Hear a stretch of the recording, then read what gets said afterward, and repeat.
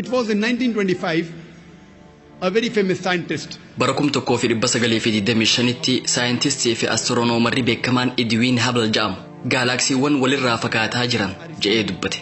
Kana jechuun hawaan tun bal'ataa jirti jechuudha.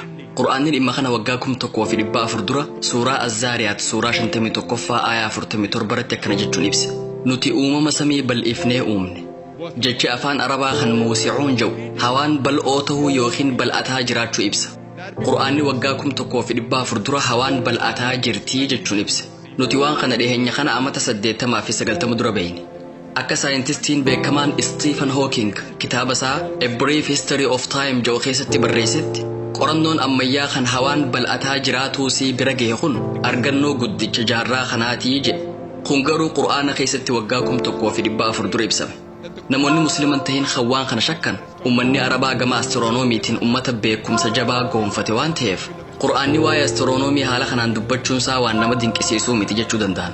An dubbii isaanii tan ummanni Arabaa gama astiroonomiitiin ummata beekumsa jabaa qabu jettuun walii gala. Garuu wantiin isaa yaadachiisuu barbaadu ummanni Arabaa gama astiroonomiitiin beekumsa jabaa kan qabaachuu danda'e eega Qur'aanni bu'ee jaarraa tokko ol dabreen booda.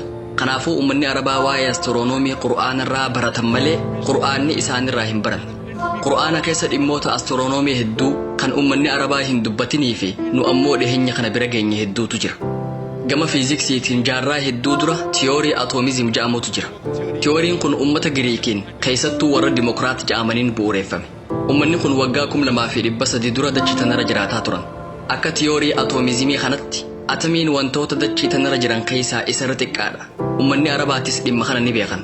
Jechi afaan Arabaa kan atamii ibsuudhaaf tajaajilu isa zarraax jedhu kana. Ummanni Arabaatis wanni irra xiqqaan atamii gadii hin jiru yaada jedhu amanaa turan. Qur'aanni waa'ee atamiirraa ni dubbata. Arraan tana gama fiiziksiitiin eega saayinsiin sadarkaa guddaarra gaheen booda atamiin waan xiqqaa dachii tanarra jiru kan amala elementoota hundaa qabatuu danda'uu fi kan qoodamuu danda'u ta'uusaa bira gahamee jira.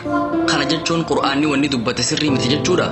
Qur'aanni suuraa 7 suuraa 34ffaa aayaa 3 irratti fi suuraa Yunus suuraa 10ffaa aayaa 61 irratti yaada kan akkanatti ibse.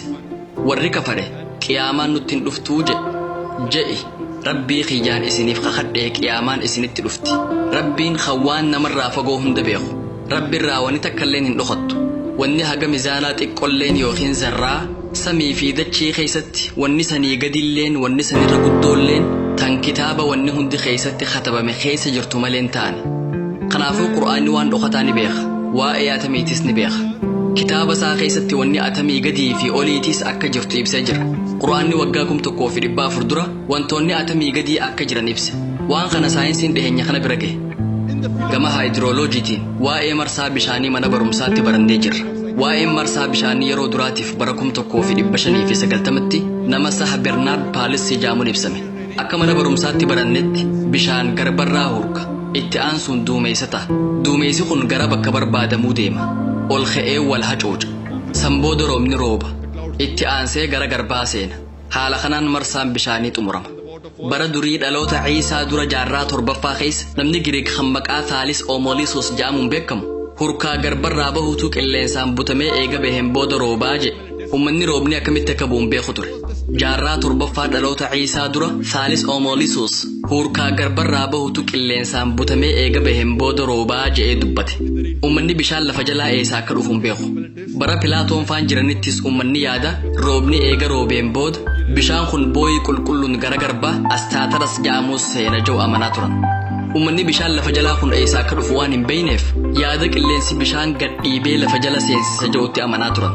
Yaadni kun hanga jaarraa 17ffaattis itti amanamaa ture. Xiinxaltoota gurguddaa kan jedhaman namoonni akka Deskaartes yaada kanatti amanaa turan. Jaarraa 19ffaa irratti ammoo ummanni yaada Aristootil amanaa ture. Sunis bishaan lafarraa hurkee gaarreen gubbatti eega qabbanaaween booda gara laggeen yaa'utti seena kan jedhu fudhatan. Arraan tan akka bira geenyetti bishaan lafa jalaa kan argamu rooba samirraa bu'uuni. Rabbi Qur'aana keessatti suuraa Az-Zumar suuraa 39ffaa aayaa 21 irratti akkana jedha. Sa hin beeyne akka Rabbiin bishaan samii buusee bakka irraa maddu seensise. Akka dachii keessaa iddoo burqituu fi laggeen yaa'an keessa galche. Kan eega bishaan san buusee midhaaniin magarsu.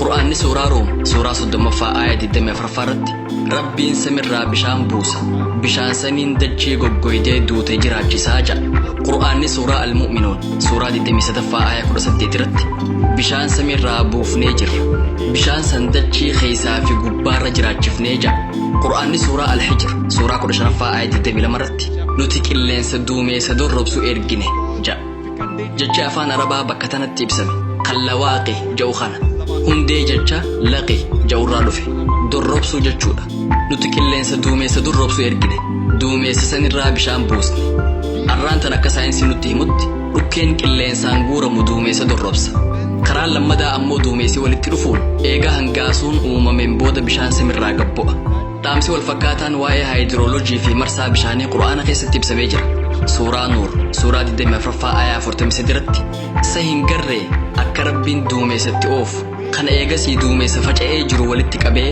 muraa takka qofa godhu kan eegasii walitti tuuteessu rooba isaa qaawa samii san keessaan bahu ni garta qur'aanni suuraa room suuraa 30 aaya 48 irratti rabbiin kan qilleensa ergu qilleensi san duumeessa kaasee oofa samii keessa qilleensa san facaasa rooba qaawa duumeessaa keessaa baasa qur'aanni waa'ee marsaa bishaanii gad fageenyaan irraa dubbata qur'aanni suuraa xaariq suuraa 86 aaya 11 irratti akkana jedha والسماء ذات الرجع سمي روبا قبل تن أمت الروبان ديبتو سمين قنبسا دجي ايقوته وجين إفمي دا قبن خان سمي قبار فان ديبسو وجين بشان لفرع الهور كوس قبي قرى لفا ديبسا قرآن سورة نور سورة دمي أفرفا آية فرتمي سدرة كنجا دوميسا كغارات تطول مرة بشان قروبسين ويتا طياران إمل وبدا طيار وقاكم تقوفي ربا فردرنجر ويتا والباني دوميسا قلال دوميسي توتا غاريني فكاتا دوميسي غارا فكاتي ملتا هبدا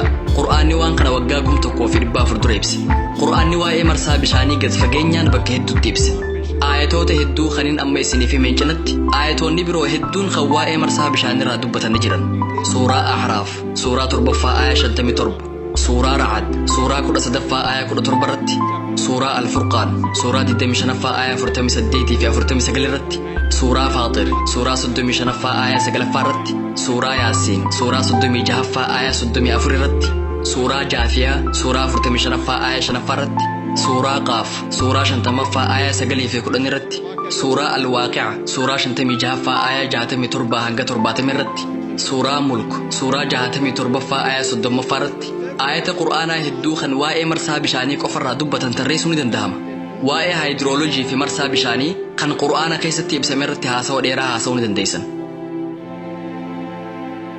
In the field of geology